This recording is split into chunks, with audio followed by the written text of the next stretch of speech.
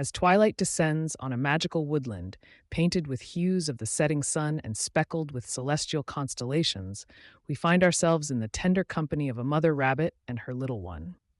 Ensconced in a cozy burrow under the sparkling stellar canopy, ensnared in the intimate warmth of their bond, they prepare for bedtime, their soft fur glowing in the dimming light.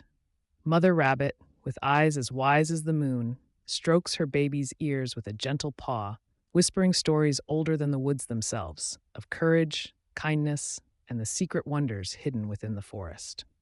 These tales, carried by the night's soft breeze, seem to sway the trees, rustle the leaves, and lull the woodland creatures, painting a harmony that echoes the heartbeat of the magical sylvan realm. Every character, every adventure, holds a lesson,